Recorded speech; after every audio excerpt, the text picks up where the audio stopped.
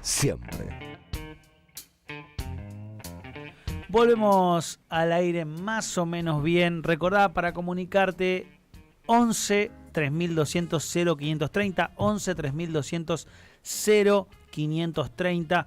Bueno, después del bloque que nos sirvió un poco como un preámbulo para esta entrevista, total. que la esperé mucho, porque hicimos, vamos a saludar primero, ¿no? Marco Terruggi, sociólogo y periodista, obviamente nuestro especialista, vamos a decirlo así, en relaciones internacionales, en política internacional. ¿Cómo estás? ¿Todo bien? Buenas tardes aquí. ¿Vos dónde estás? Muy buenas tardes, ¿cómo les va? Estoy en el distrito de Queens, en Nueva York, palpitando la previa de las elecciones presidenciales. Espectacular. ¿A qué hora es allá? Una hora menos, son las 4:37 de la tarde. Ah, espectacular. Entonces, buenas tardes para vos también.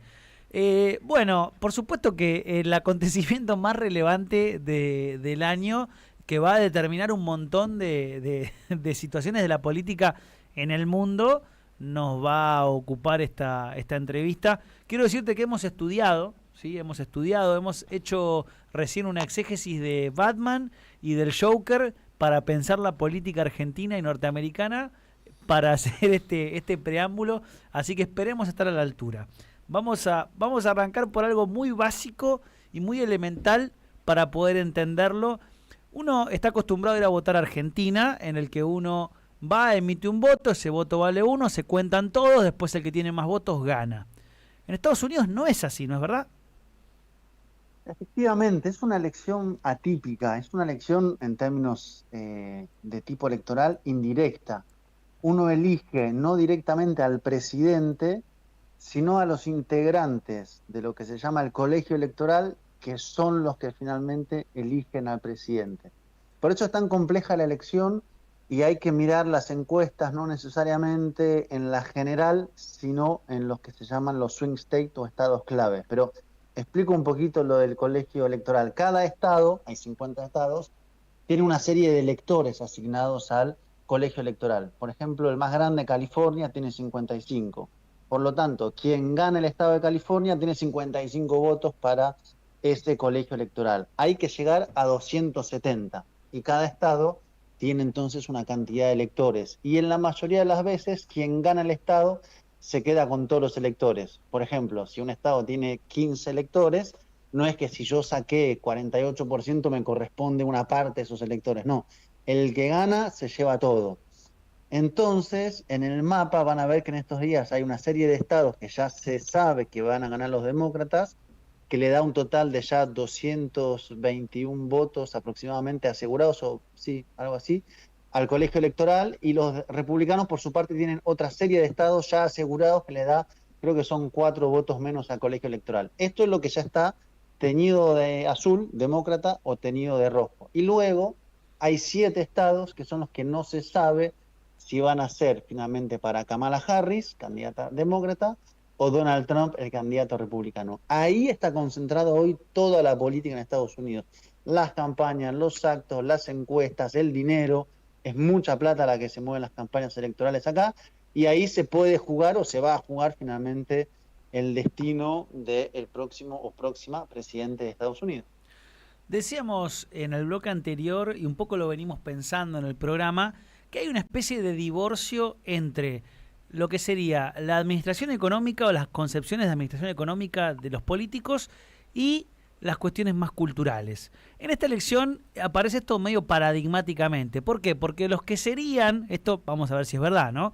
Los más progresistas en términos económicos son no solo conservadores, sino hasta inclusive racistas, y hasta inclusive coquetean con sectores neonazis. Y los que serían los culturalmente, entre comillas, más copados, en términos económicos, bueno, muchos analistas argentinos o políticos los plantean como, bueno, la antítesis de lo que necesita, por ejemplo, Argentina. O sea, es decir, globalizadores, neoliberales de izquierda, como le queramos llamar. Esto es un prejuicio extendido en la Argentina. ¿Tiene algún asidero cierto? ¿Cómo lo ves vos? Lo voy a decir de una manera un poco bárbara, pero para que suene así con toda su contundencia y contradicción. es un poco aborto con genocidio. Claro. Es decir, Kamala Harris está muy fuertemente embanderada con la campaña por el aborto para que se vuelva a legalizar en aquellos estados donde ya no lo es, y a su vez está financiando lo que muchos denuncian que es un genocidio que se está cometiendo en Gaza y extendiéndose al Líbano. Son las dos cosas a la vez, y creo que ahí de hecho está una de sus grandes dificultades. No sé si vieron esta semana que Bernie Sanders, que Sanders fue la figura que más atrajo en los últimos años a Partido Demócrata, a una juventud progresista. A todas las Grabó bandas de un rock, video por ejemplo. justamente. A todas las bandas de ¿Cómo? rock. A muchísimas bandas de rock, algo casi inédito.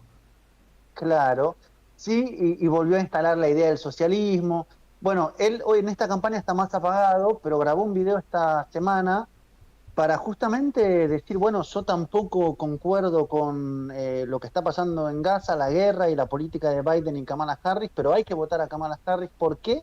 Porque el otro es peor, que es un argumento Sí, complejo. bastante limitado, digamos. O sea, lo nuestro es muy malo, pero lo otro es aún peor. Y ahí está, creo yo, una de las contradicciones principales que tiene Kamala Harris. Y Donald Trump es una política de un discurso nacionalista, de un discurso industrialista, de aumento de salarios y de expulsión masiva de migrantes.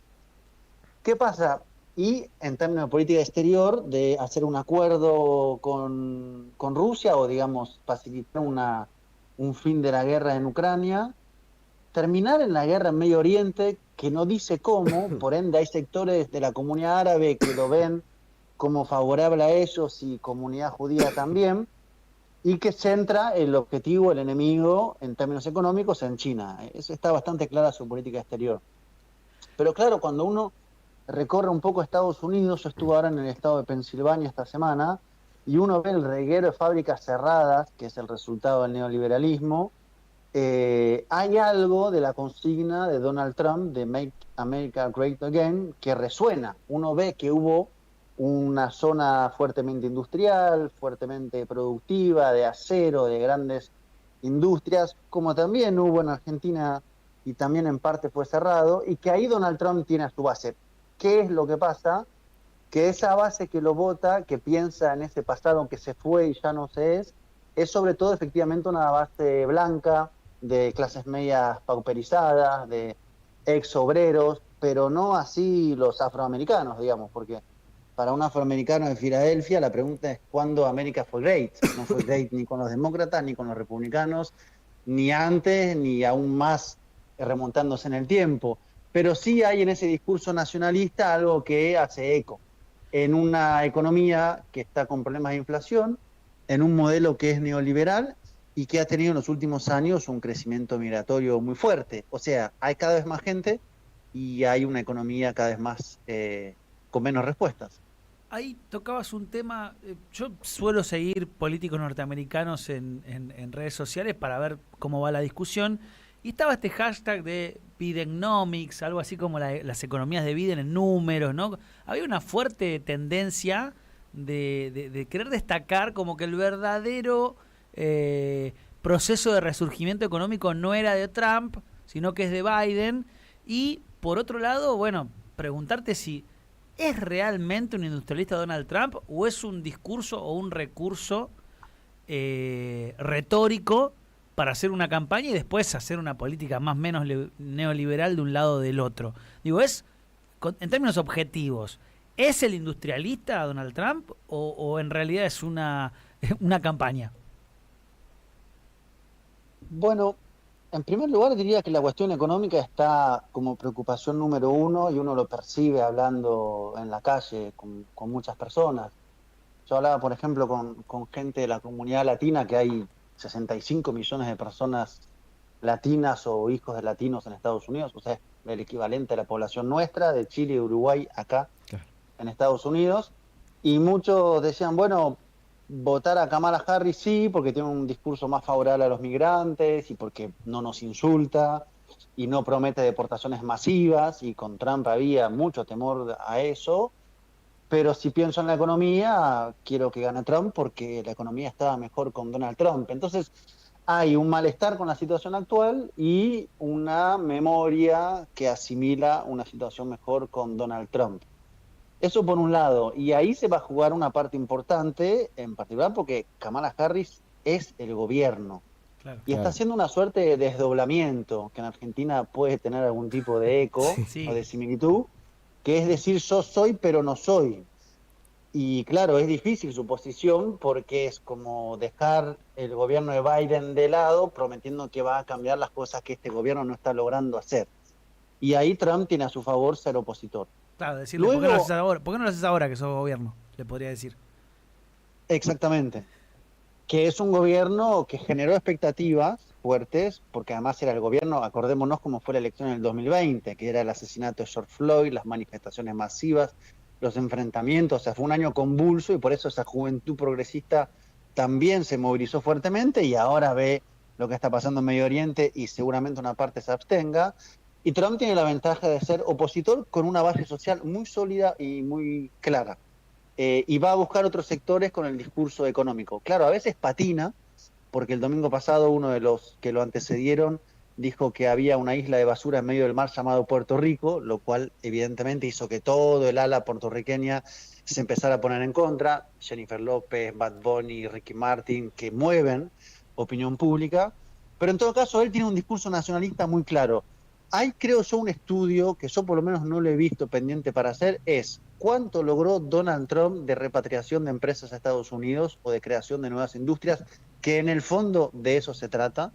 Y otra pregunta para el estudio que es cuánto de eso es efectivamente posible.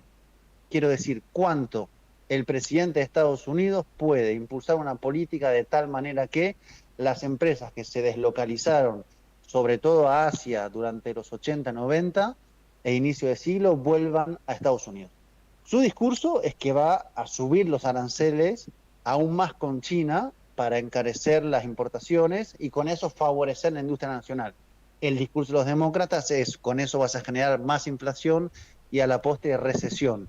Entonces yo creo que ahí, por lo menos que yo no tengo ese estudio, y me parece que es un dato central para aterrizar la pregunta que vos hacés de las narrativas y los imaginarios a efectivamente en los 4 años de Biden y en los 4 años de Donald Trump, ¿quién logró y hasta qué punto y en qué sectores un proceso de reindustrialización, si es que lo hubo? A mí me da la impresión que en el fondo ninguno de los dos efectivamente logró apalancar suficientemente para que eso suceda y no sé hasta qué punto depende de una presidencia. ¿Cómo No sé estás? si me expliqué. Sí, sí, sí. ¿Cómo está, Marco? Te habla Agustín. Yo te quería preguntar porque la anterior presidencia de Trump, él había tenido una postura muy de confrontamiento contra Silicon Valley, ¿no? Contra las grandes empresas tipo Facebook, que ahora es Meta, no sé si tanto Google, pero como que había una especie de enfrentamiento contra esos sectores. Y hoy, por el contrario, él está, por ejemplo, aliado con Elon Musk. Si él llegara a ganar, ¿vos ves que ese enfrentamiento se volvería a dar o hoy hay, ese esquema, ese panorama ha cambiado? Se ve más silencio en aquellos sectores que se los veía más activos en la campaña del 2020 contra él.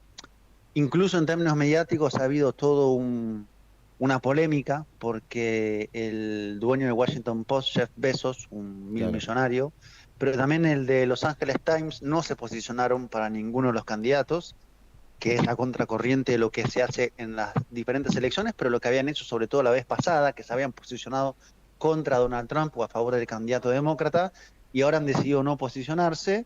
Y el actor que ha cambiado, a mi modo de ver, la dinámica muy claramente es Elon Musk, porque está en campaña literalmente con Donald Trump, en campaña Claro. con sus 200 millones de seguidores, y en campaña en los actos, y en campaña rifando $1.000.000 por día, y haciendo una promoción con lo que implica su figura, que es esta idea del hombre que viene de poco, muy propio del imaginario de acá de Estados Unidos, convertido en millonario que intenta llegar a la Luna o a algún planeta lejano. Claro. Y él está absolutamente encampañado con temas que son sensibles acá, por lo menos yo detecto conversaciones, gente con la que hablo que también anda preguntando cómo la cuestión de la diversidad sexual o todo lo que es esta avanzada contra lo que acá se llama lo woke, que sería Claro. como lo progresista, clase media, intelectual de Manhattan, para decirlo de forma muy como Sí, sí, sí. resumida y un poco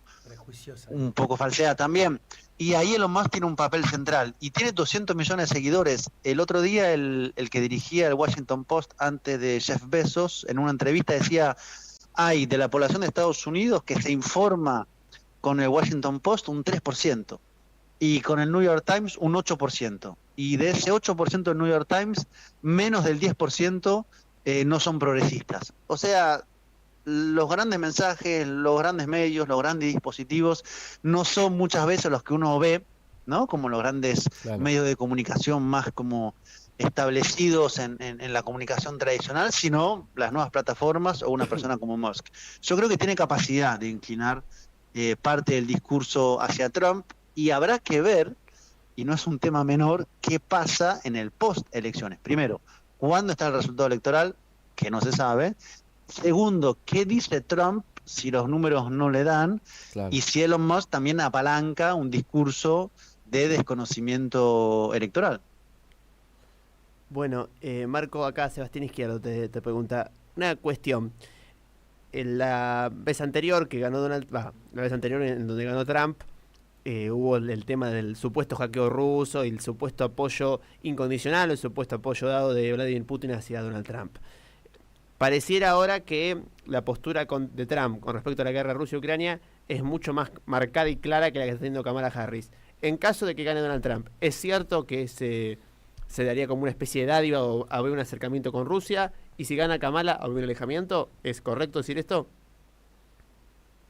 En términos de discurso, sí, y Donald Trump lo ha dicho, yo creo que en primer lugar como fanfarroneando, en un discurso cuando empezó la guerra, esto conmigo se soluciona muy rápido, pero creo efectivamente en su discurso y en una parte del Partido Republicano no se ve que el foco principal tenga que ser Rusia y mucho menos prolongar la guerra que ahí está sucediendo. Lo que pasa es que tampoco es monolítico internamente, hay sectores muy propensos a la expansión de la guerra en los dos partidos, ¿no? Lo que se podría llamar en términos sintéticos los halcones. Digo, hay halcones republicanos y halcones demócratas, pero su posición ha sido esa y de hecho se percibe desde hace meses cierto, no sé si nerviosismo, pero preocupación en el gobierno ucraniano ante una posibilidad de victoria de Donald Trump, en particular porque uno ve un avance de Rusia en el campo de batalla que tiene como antecedente y para mí telón principal de explicación la fallida contraofensiva de Ucrania del año pasado,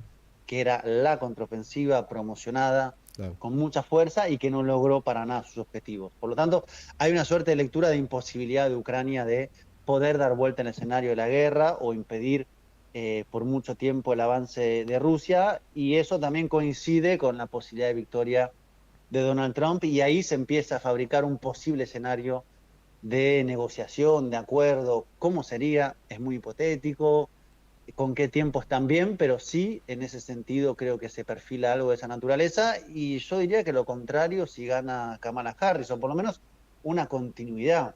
Es un gobierno, el estadounidense, no solamente el gobierno, sino el complejo industrial militar, que es el que está vendiendo las armas, que del 2022 hasta la fecha viene alimentando dos grandes guerras. Una gran guerra en Ucrania contra Rusia con sus armas y una gran guerra en Medio Oriente que según Netanyahu tiene 7 frentes de guerra con también armas estadounidenses. Por lo tanto, el balance, y por eso decía con cierta brutalidad hace un rato de aborto como genocidio, es también una política exterior muy agresiva. Y yo creo que ahí Donald Trump tiene otra mirada. Hay que ver otra vez hasta qué punto eso es capaz de ejecutarse en la práctica. Quiero decir, no necesariamente lo que él diga hoy va a ser lo que termine pasando y no necesariamente tampoco le dejen que eso ocurra. Es una nota al pie lo que voy a decir, pero si pueden, quienes nos escuchan, vean un artículo que salió hace 2 días, creo, en un medio estadounidense que se llama Wired, W-I-R-E-D, que cuenta cómo fue el entramado de intento de lo que acá llaman cambio de régimen en Venezuela entre enero del 19 y septiembre del 19, cuando es lo de Juan Guaidó. Son una serie de entrevistas confidenciales donde da cuenta de la tensión entre la administración de Trump en ese momento y la central de inteligencia, y cómo hay un montón de cortocircuitos, de desacuerdos, digo, como para entrar también después en los niveles más aguas adentro de lo complejo que es determinar algunas políticas hacia afuera, y por más que Trump diga hoy yo le pongo fin, no necesariamente eso ocurra de esa exacta manera. Bueno, yo te quería preguntar la última, al menos por mi parte, algo que va un poco en esa sintonía, que es Trump en la elección pasada, que él pierde y que él la desconoce, que se produce este ataque al Capitolio. Él venía muy debilitado, lo habían abandonado en medio de su propio partido, estaba ya como en ese momento muy solo. Hoy el escenario parecería ser otro, parecería ser que él conduce el partido, o sea que lo tiene totalmente atrás, que la gente, a pesar de que de todo lo que él hizo, digo que tuvo casos judiciales, que no lo eligieron y demás, parece que hoy vuelve a haber como una especie de reverdecer de Trump. Pero sin embargo, si no él no llegara a ganar, y como vos decías, no sabemos qué va a pasar, digamos, la otra vez lo habían, por ejemplo, baneado de Twitter, hoy el dueño de Twitter es su amigo. ¿Qué puede llegar a pasar? ¿Cómo puede llegar a escalar si él no llegara a ganar las elecciones y con este poder que maneja ahora desconociera el resultado? Si había una pregunta después de la derrota de Trump en el 2020 contra Biden sobre su liderazgo dentro del Partido Republicano y la vigencia de su base social, se contestó en estos años. Uno, nadie pudo hacerle una competencia interna seria a Donald Trump, y de hecho se vio muy claramente en cómo terminó siendo su candidatura y la decisión interna del Partido Republicano. Y si alguien pensaba que la base social de Donald Trump iba a deshacerse, tampoco ocurrió. El liderazgo sigue ahí, la base social sigue ahí y su ascendencia en el Partido Republicano también, y creo que eso es muy claro. Sobre eso habría varias preguntas que hacer. Primero, por ejemplo, sobre la base social, ¿por qué no se desmontó? Bueno, porque yo creo que dice una serie de elementos que tienen un grado de verdad. Claro, en su propuesta, en su engañosa propuesta muchas veces, porque son discursos, por ejemplo, hacia los trabajadores enteramente blancos, pero con quita de impuestos a los sectores más acomodados, pero que expresa un malestar en Estados Unidos, que es el malestar que expresa Vox en España, que es el malestar que expresa Marine Le Pen en Francia, que es el malestar de una sociedad de una economía, que se desindustrializó y que tiene un flujo de migrantes muy grande, y que la gente se agolpa en las ciudades y no hay trabajo calificado, trabajo bien pago, y hay una situación de precarización que se va extendiendo. Y eso él lo tiene, y es un liderazgo carismático. Logra movilizar, logra generar expectativa, logra emocionar a su base social, que se siente representada en Donald Trump y que no se siente representado en Kamala Harris y el andamiaje discursivo demócrata más sofisticado, universitario, de diversidad y de integración. Es así. Total. Y es un líder carismático. Ahora, se juega su fin de carrera, si pierde es una posibilidad, pero no está para nada claro qué hará si pierde. En una sociedad que yo recomiendo ver, no quiero decir que esto sea lo que vaya a pasar, ni mucho menos, pero una película que salió este año, que grafica algunos imaginarios más profundos de Estados Unidos, que es una película que se llama Guerra Civil, así literalmente, que grafica una guerra civil en Estados Unidos. Y quiero decir con esto, hay elementos de una conflictividad muy alta, que no se sabe si Trump convoca a desconocer resultados, si Elon Musk pone a disposición toda su plataforma comunicacional y económica también, qué tipo de resultado puede desencadenar. Es un hombre grande que se está acercando a los 80 años, por eso quiero decir también está como hacia cierto final de su carrera, pero logró pasar a través de una serie de procesos judiciales muy fuertes, logró pasar a través de un intento de asesinato que a mi modo de ver y el de muchos también le reforzó ese carácter, digamos, de carisma, ¿no? Esta imagen de levantándose con sangre en la cara, diciendo fight, fight, fight. Yo creo que hay una vigencia de él, como hay una vigencia de pienso en comparativos del bolsonarismo en Brasil. Marco, se nos termina el programa, te agradecemos, fue clarísima, vamos a ver Civil War, te mandamos un abrazo grande y gracias por esta claridad para entender algo tan complejo. A ustedes, les mando un abrazo. Abrazo grande. Esto fue más o menos bien, le agradecemos a todos los que hicieron parte de este equipo. La semana que viene nos encontraremos con la totalidad de los integrantes del otro lado, o de este lado, mejor dicho, de la pantalla. Adiós. Adiós. M530. Construimos comunidad. Buscamos la verdad siempre.